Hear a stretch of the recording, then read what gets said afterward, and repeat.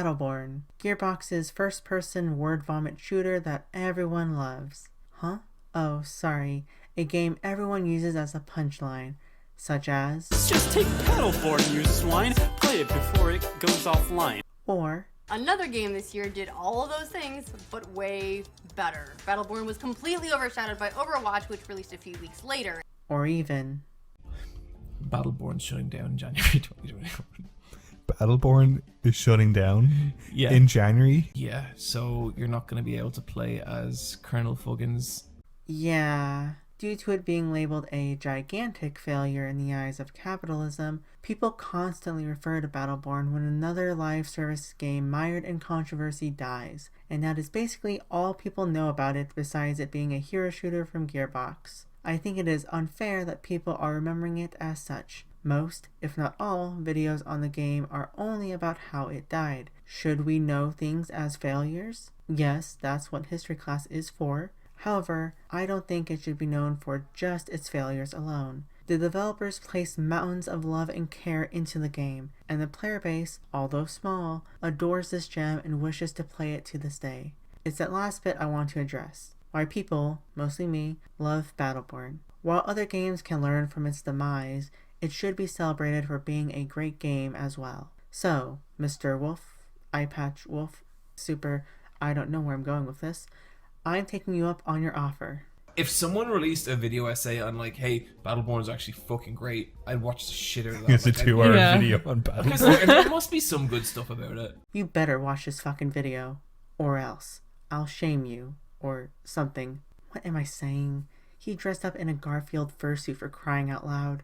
This man has no shame. Of course, I'm kidding. I love your work. Side note, if you are watching this, I was going to attend your panel at Anime Expo, but it lined up with the Japan Super Live. I already ordered my tickets, so I couldn't attend the panel, sadly. Anyway, no more tangents. Let's talk about Battleborn, what it actually is, and why it's amazing. Now, what should I title this video? Battleborn is great, and here's why? Nah, I'm sure that would be considered plagiarism. Battleborn is a masterpiece? No, that's not an accurate description. It's great, but not that great. Was Battleborn ever good? Yes. Man, this is so hard.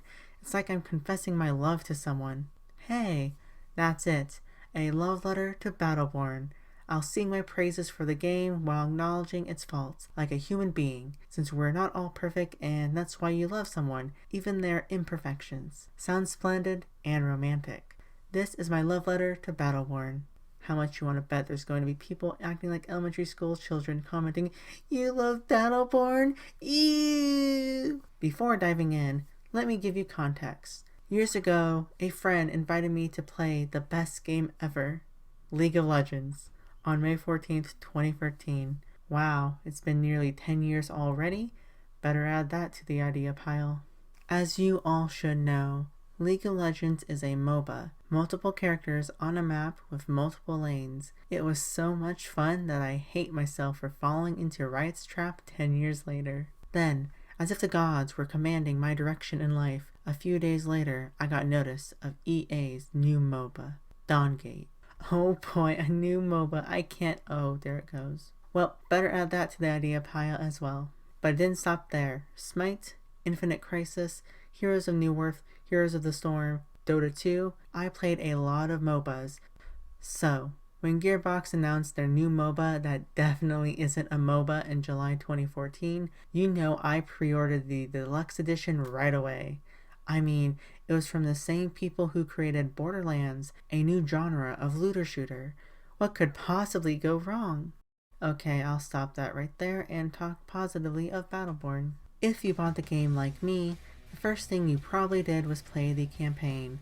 I mean, who jumped into a multiplayer game as the first thing they did? They'd be insane.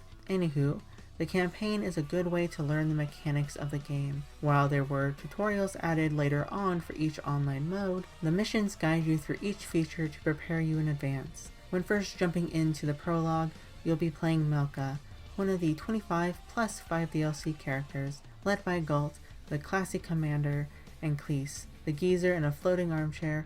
Our mission is to protect the last star in the universe. Lothar Rendane, leader of the Generate Imperium, commands a horde of thralls to continue the universe's destruction alongside the Varelsi, the main force of dark masked beings devouring the stars with portals. Since life requires sunlight, the Battleborn fight to defend all life in the universe. The stakes couldn't be higher. When first landing, we get a taste of our abilities on enemies.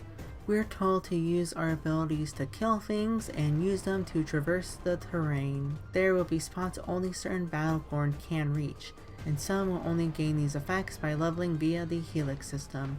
Mirroring RPG skill trees Gearbox admire, each character has a skill kit that enhances their abilities with each level up in different ways. Not only do they become stronger, but they can change the tide of battle, sometimes multiplying an ability, making it heal or damage instead, or even changing it from a single target attack to an AoE. I enjoy that people can change a character's role based on the situation of a match, allowing for unique gameplay each time.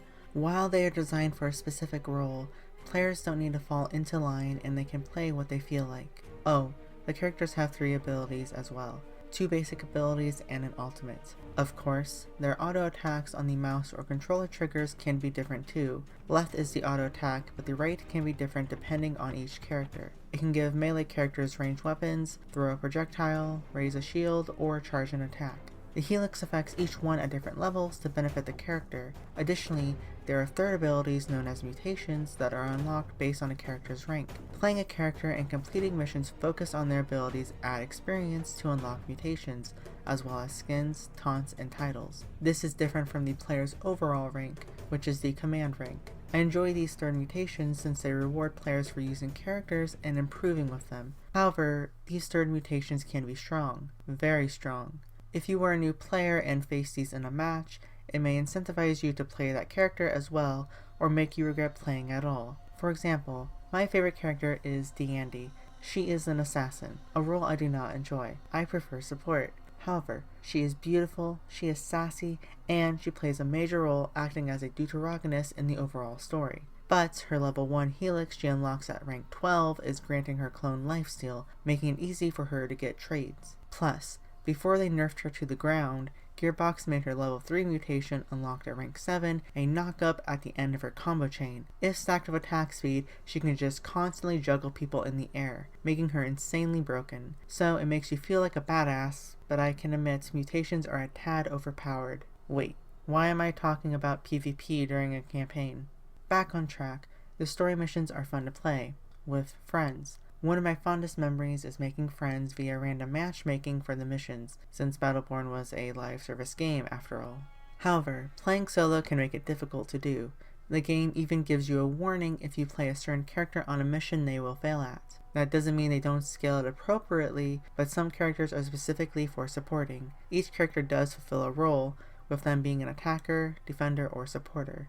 It should be obvious what each does, but Gearbox made it so attackers gain 15% damage against AI enemies, and defenders reduce 15% damage from AI enemies, while supporters get nothing. Gee, I wonder what kind of message they were trying to send there. So, when picking characters, you want to make sure it is right for the mission and the team. With 8 missions, there is some overlap with mission objectives, such as boss fights, cargo defense missions, and defense missions. Yeah. People hate the defense missions because it is basically what it amounts to. Episodes 6 and 7 are defense missions back to back, so it can seem stagnant at times. While maps have beautiful vistas and expansive terrain, you always have to defend specific points, which hinders your exploration when you need to return to the console. Plus, there are so many enemies, some can sneak through undetected and hamper your progress, or even prolong the mission by taking ages to find.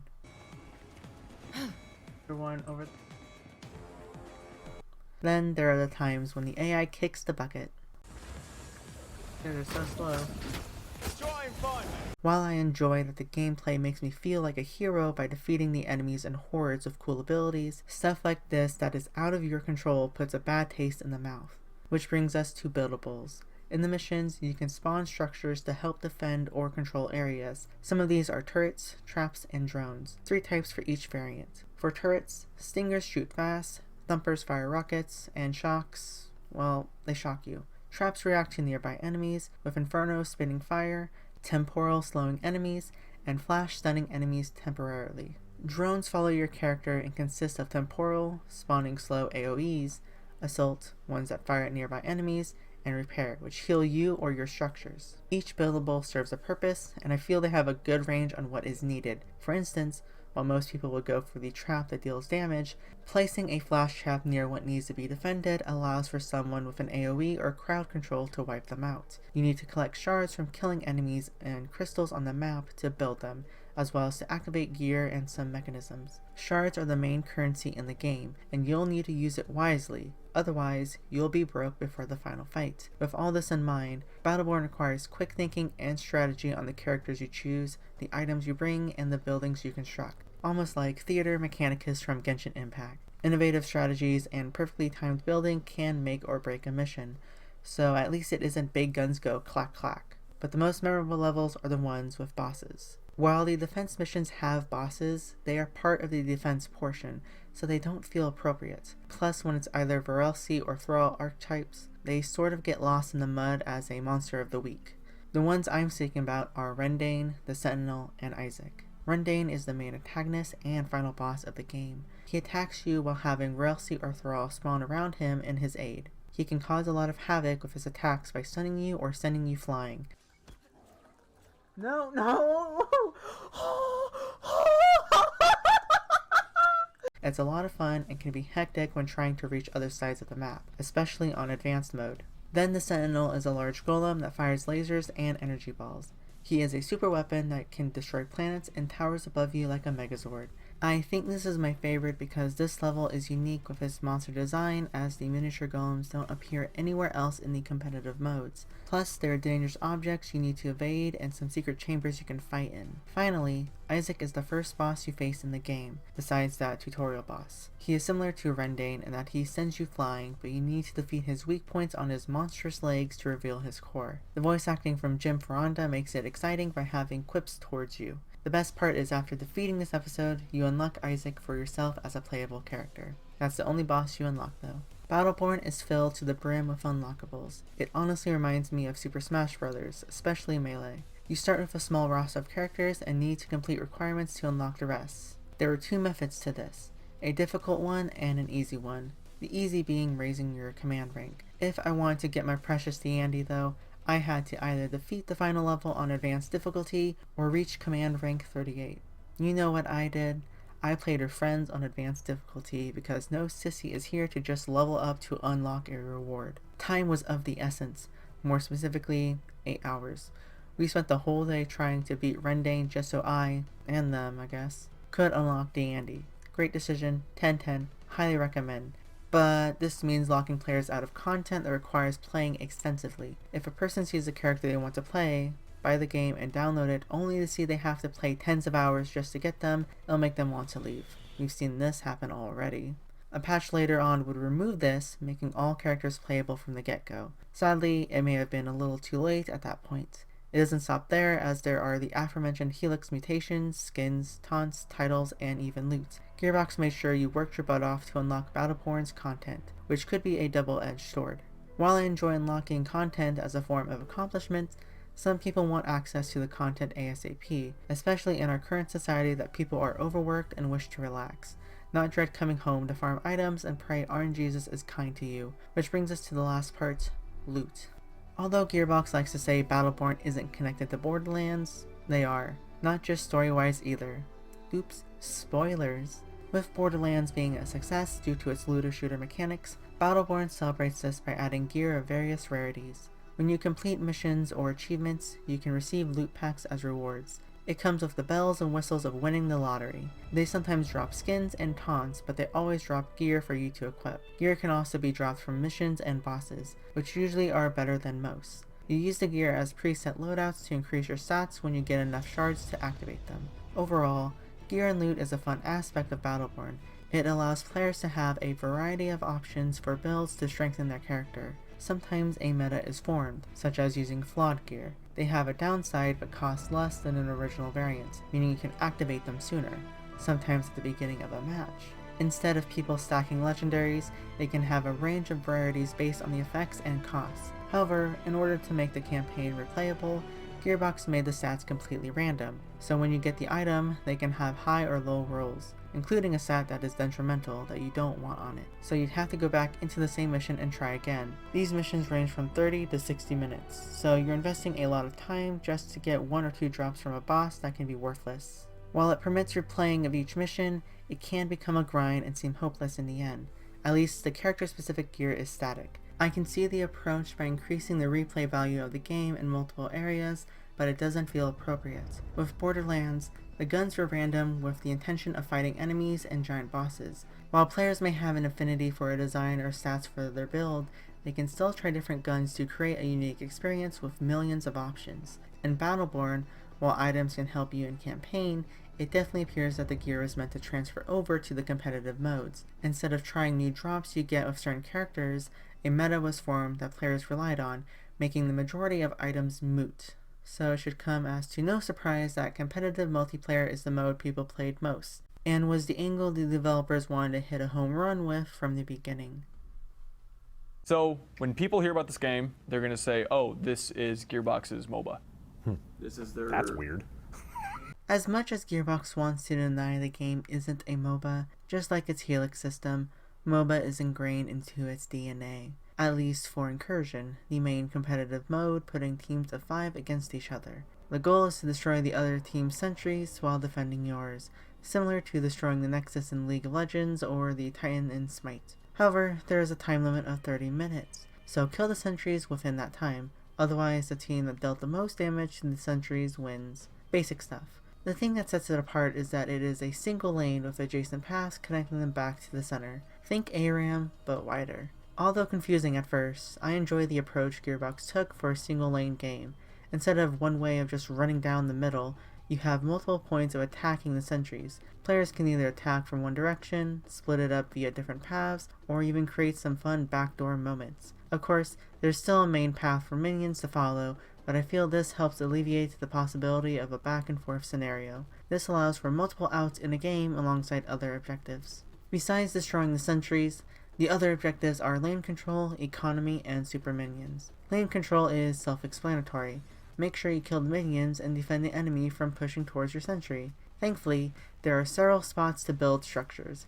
Most of these are the aforementioned turrets. They act as respawnable towers. There are also accelerators to speed up your team and minions, as well as slowing enemies. Then there are healing stations, which rejuvenate you but at a slow pace. They exist so you don't have to go back to spawn, so you can run behind a wall and then get back into the fight. Most people would have taken teleport otherwise. Each structure can be upgraded 2 times to make them stronger, attack or heal faster, or get shields to increase their defense since enemies can destroy them. Don't fret though, because after a short cooldown, you can rebuild them. Now you're probably wondering how you fund these. Well, that brings us to Economy 101. As previously mentioned, you use shards to buy and build stuff. They drop from enemies, but you'll mostly get them from your gear or on the map. There are small pockets around your base that you can quickly pick up to get ahead of the fight with items or structures, but the main point of contesting were the large shards on the map that dropped boatloads of them. If you could secure these, then you'd be able to craft gear, build weapons, and spawn large minions.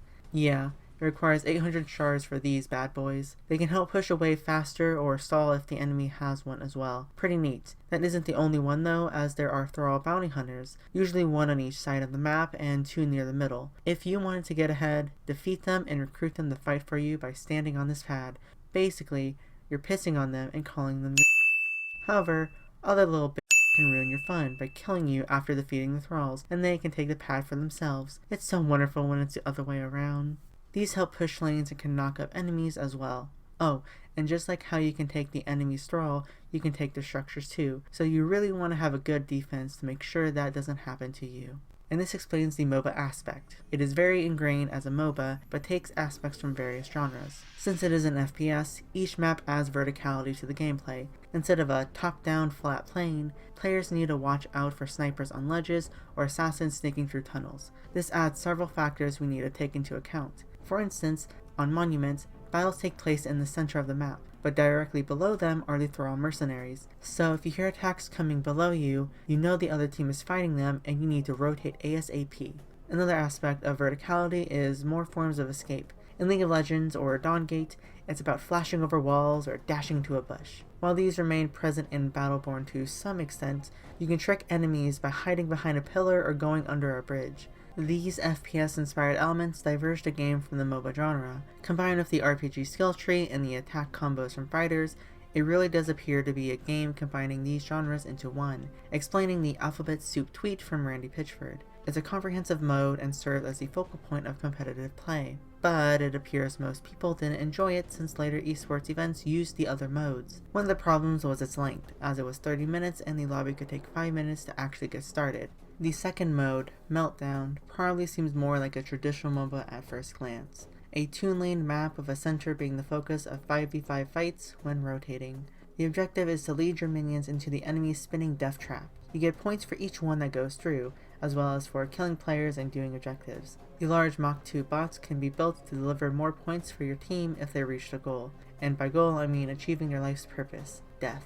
It follows the same pattern of protecting the base, attacking enemies, and building stuff to help. It's a fun mode that can become chaotic quick. Minions will spawn routinely, so you'll have some breathing room after clearing a wave to complete other objectives. Yet this is where the enemy team comes in as well to do the same. Players usually gravitate towards the buildables like the turret or a minion since they help a lot, so it feels rewarding to defeat the enemy and secure the build site, only for them to come back and destroy it. Are you serious? This mode can go by quick, and I've rarely played a match where the timer ran out. It's a good alternative to Incursion that is faster paced and ensures lots of fighting.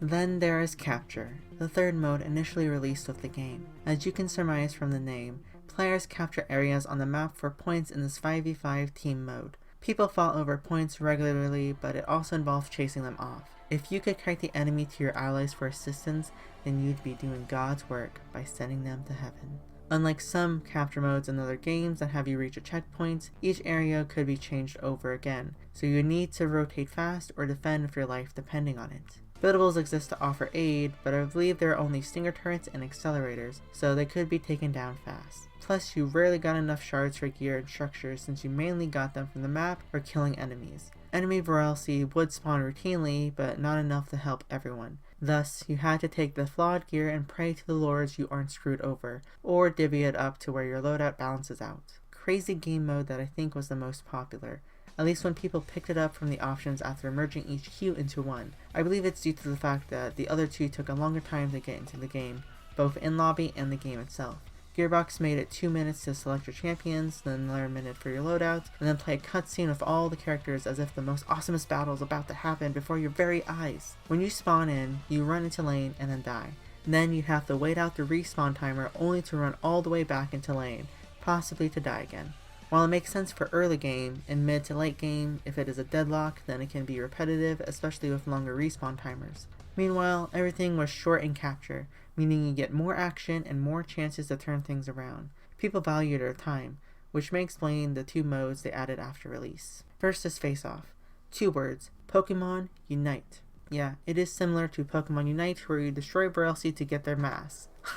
Face Off, get it? And drop them in dispensers for points. If you died, you would lose your mask and the enemies could smuggle them. This mode could be a pain because so many people would just camp the dispensers to disrupt your deposit in hopes of getting the mask themselves.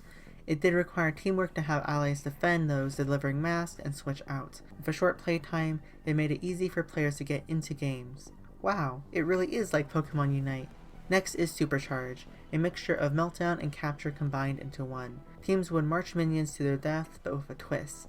Capture the point in the middle to make them supercharged, increasing damage and points. Also, it is 3v3 instead of 5v5, meaning it's a small map. I barely played this mode, but from what I remember, it was hectic and reminded me of Siege from Smite. You needed to capture so many objectives and keep eyes on everything that was happening around you, else you'd be lost in the hustle and bustle. You level up and gain shards quickly. One of the destructible shard containers from the campaign appear here, making it easy to gather them up and become stronger because they respawn. It appears Gearbox took the advice of players for this mode specifically of how short everything is, and I don't mean that negatively. And those are the competitive modes. Battleborn did release unique game modes for special weekends, but these were the ones players actively queued up. I think that Gearbox was honest when trying to define the game's genre with the dictionary hodgepodge that they did. It combined many aspects of game genres that they loved into one. It truly was a game of love and devotion. This expands into the game's art and story as well, since it took aspects of everything they loved to create a vibrant universe that would reflect our world today. At first glance, the heroes of Battleborn appear to be taken from comic books or cartoons. Some people even compare them to a toy line of action figures. This is the attention the developers pulled from 80s and 90s Saturday morning cartoons for the designs of the characters. You can see it in characters like Montana representing the big muscle man akin to He-Man, Kid Ultra being a mix between Mega Man and Robin, or even Pendle smoke bombs being an allusion to the Teenage Mutant Ninja Turtles. It doesn't stop there though, because Battleborn takes inspiration from anime, which you can technically say is a Saturday morning cartoon. But many aesthetics of the characters and world relied on various anime for their design. It's obvious with characters like the Double-Large Sword Wrath taking inspiration from Rurouni Kenshin and Bleach, Alani's waterbender aesthetic from Avatar, or Caldera's slick design as a mix between a Gundam fighter and a Macross Valkyrie. Pure beauty and action. Then, if you played the story mode, you would be treated to a 5-minute anime opening sequence. It was produced by Secret Sauce Studios, who cited Samurai Champloo's opening as the frame of the project.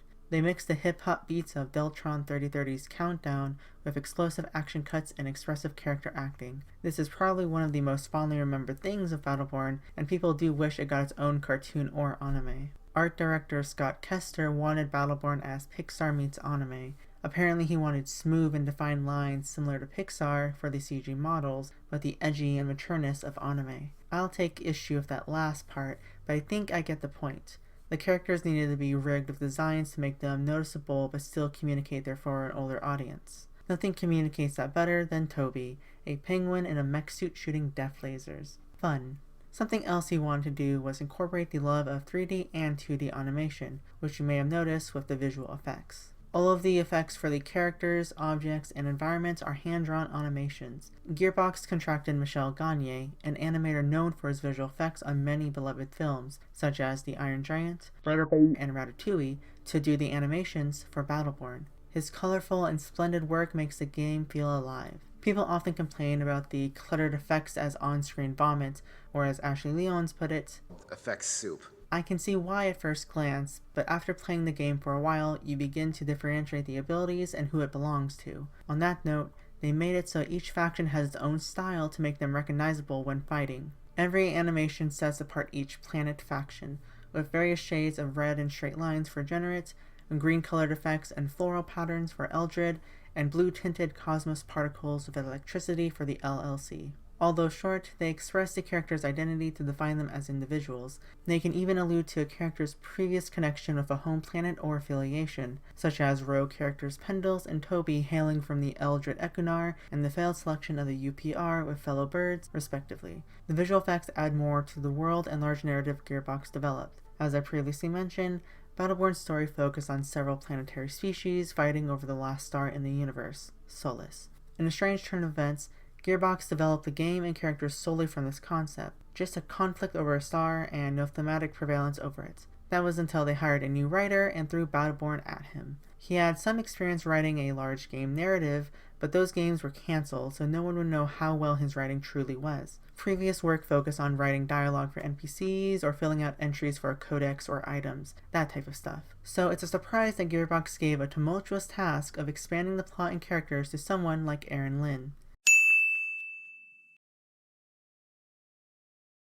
Aaron, I know maybe a lot of people watching this video don't know who you are, maybe within like the video game development realm. Nobody. I'm nobody. You're nobody, but you're somebody to me. Oh, that's good. Yeah, Good. You know, honestly, before I started Game Informer, I was a huge fan of Destructoid. I listened to like tons of Podtoids, and that was Destructoid's podcast. I'm very sorry. He was a new hire at Gearbox due to being friends with Aaron Birch, lead writer on Borderlands, and hooking them up with their future wife. This man right here loves lots of sci-fi, he adores comics, and enjoys getting into the nitty-gritty of stuff. When he puts words on pages, it's poetry in motion. Linde put Herculean amounts of effort into writing Battleborn since it was his first official work as lead writer. He interviewed astrophysicists to see if things would occur in this world for crying out loud. With key attention to detail and making characters feel alive, it makes me and others adore Battleborn. If you put love into something, others will surely see it. Ain't that right? Let's Fight a Boss podcast. after we've laughed kind of at this, do you want me to read a really sad tweet from the writer? No. So, yeah, go on. So this is from Linde, and he says, I fucking hate this. I know it's no small feat to patch the game to be playable offline, but the idea that the game will just evaporate is something I've been dreading for years, and now has a hard date. That's 3 years of my life. Not just that, Battleborn probably is the most personal game I'll ever make. I poured everything I had into those characters. Everything. Oh no, we're all. No. I burned out and tired making that game, and soon it's all be gone. Like, Oh, that's so sad. like it never existed at all. I'm kind of heartbroken. I'm so sorry for laughing. It was Yeah, just no. moon faces. Even though they laugh, they understand the point. When a game dies, you don't get to see the world again. You don't get to see the characters again, as if it's two friends moving apart in life. You may cherish the fond memories, but you may not get the chance to see them. The characters are great too. Each character exudes so much personality that you can understand them. Most are wacky and insane characters, but as Linde puts it, this is their last stand in the universe after experiencing turmoil that they can't help but laugh at the face of death. That doesn't mean all characters are like that. I love Deandy because she is a serious, sexy spy that admires the Empress of the Degenerate Empire, but she abandoned her own identity to follow an order of sisters. This creates fantastic dialogue that shows her strengths. They will never forget this moment! Ha ha! Such are the wages of arrogance! And weaknesses. Well, there's going to be a party. I mean, of course, you're invited, of course. We're going to wear matching hats. So there is a wide range to cover with witty one-liners and emotional backstories. They develop the characters and give a sense of who they are with each interaction. It reminds me of League of Legends and Dawngate when event-specific dialogue occurs. Heck, that is what Linde loves as well. The banter between characters or even enemies is extremely memorable for him when playing games like Halo and Team Fortress 2.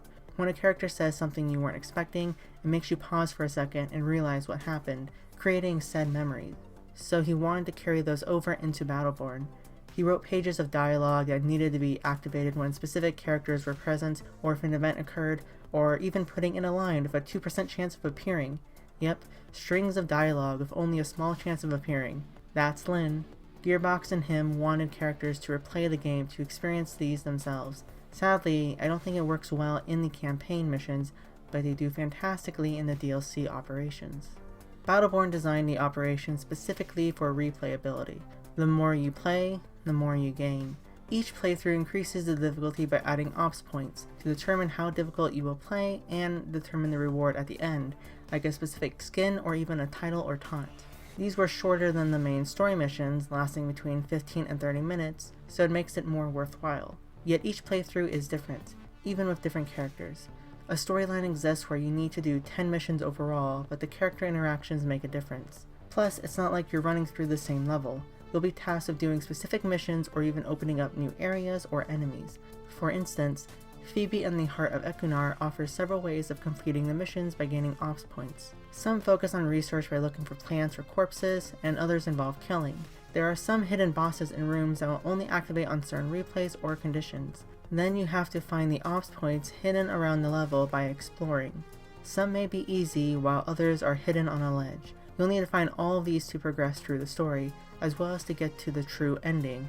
Now, I heard about the true ending of the game, but never experienced it myself. I wanted to, but it could take so long to do. I mean, who'd play a 30-minute mission 10 times that actually lasted an hour trying to find all the hidden ops points to get 100 points just to reach the true ending just before the game shut down? They'd have to be insane, as well as an idiot.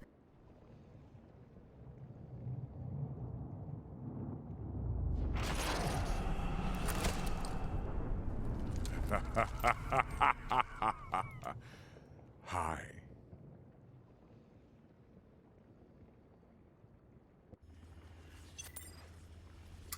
I delved too deep. Ugh.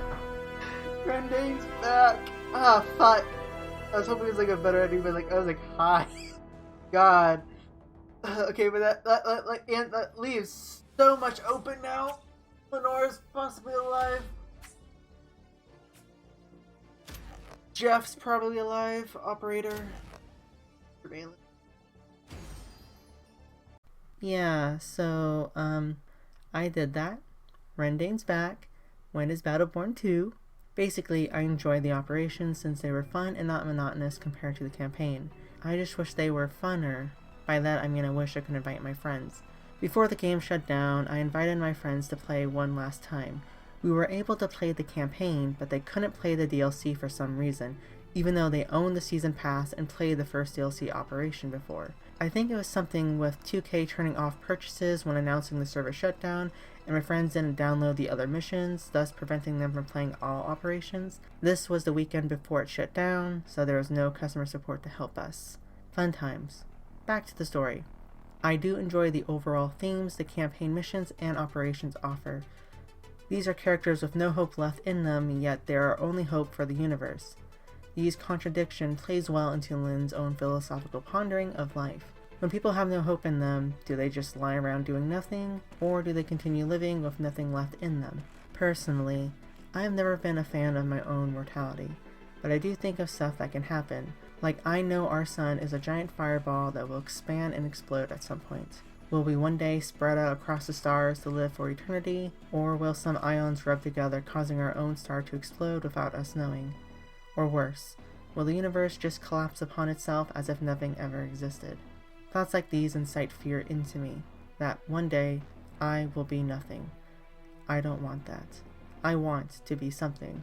So when you look at Battleborn's story and the tagline, "You were born for this," it does promise that you, the player, have a purpose in life. Just like how all of the Battleborn are colorful characters from unique backgrounds coming together for a greater mission. You may not be hopeful of the situation, but you have purpose. So live it to the fullest. Wow, Grace, that's weird how you made several videos on the same topic. It's as if those themes appeal to you or something. Why, thank you, fellow subscriber. I appreciate it. We formed a nice community. Can you tell I'm struggling like Linde to segue into the next section before reaching the end of the script? Although a myriad of games have communities that love them, they aren't quite like Battleborn. Due to the decreasing player base shortly after launch, players rose up to the challenge of making the game active. Their idea was Battleborn Day, a day where people will be playing non-stop to show how much this game is loved and it isn't dead. What made it even better was that Gearbox actually chipped in to help by offering bonus perks for playing and dropping shift codes for skins and loot packs. They even added a special mode specifically for the occasion. This wouldn't be a one-time occurrence, but would be something that occurred semi-annually, with one being around its anniversary and another 6 months from then. Most of the time, people would be in pre-made lobbies to play and you couldn't queue with other people, just hours of waiting for nothing. But when Battleborn Day came, you know you could at least log in and play a couple games on a day or weekend. Whether it be Incursion, Meltdown, Face Off, or even a community mode like Chaos Rumble, people from around the world would log in to play just like at launch. The community dabbled in other aspects as well. There were many fans who cosplayed the characters, created beautiful artwork, collected merchandise like trading cards, and wrote articles about the game.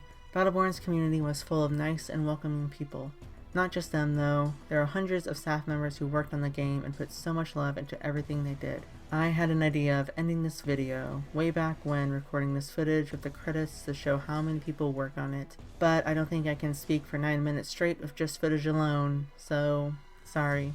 I mean, if Mr. Super Eye Patch Wolf is still watching, he'd probably love it. Sadly, this video isn't going to be 2 hours long. Maybe I can make 5 DLC packs to extend its length, or you can rewatch it until you get your 2 hours worth. But do remember, you won't be able to refund it on Steam. Now then, what was I talking about? Oh yeah, the community and staff. I do want to throw out some names before I forget. Mental Mars made many articles and videos on Battleborn on his personal site. Well, Borderlands 2, but he was active on Battleborn Day. Lowlight for creating the archive of Battleborn with its lore, items, and even 3D models. That must have taken a lot of work. Seung Kim helped with visual effects, but is notable for the chibi designs of the characters on various event promos, and they're just downright adorable. Plus Jim Ferranda, who provides the voices for Isaac, Oscar Mike, and Whiskey Foxtrot, commemorated each Battleborn Day with a video, including a farewell song at the end. Now, if I want to summarize Battleborn to one word, it's time. The story involves the end of the universe, with time ticking away. All of the modes are timed, you have to invest a lot of time into the game to understand it.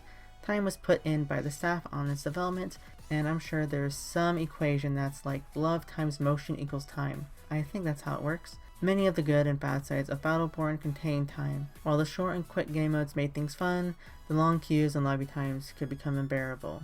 You could be lucky with farming loot in a small amount of time, or you could play for days trying to get what you wanted. Years of development made the game feel special, but it only had a short shelf life. Then you could invest a lot of time into playing the game. I mean, I put in 214 hours just playing Battleborn. 214. February 14th. Valentine's Day. That's love right there, baby.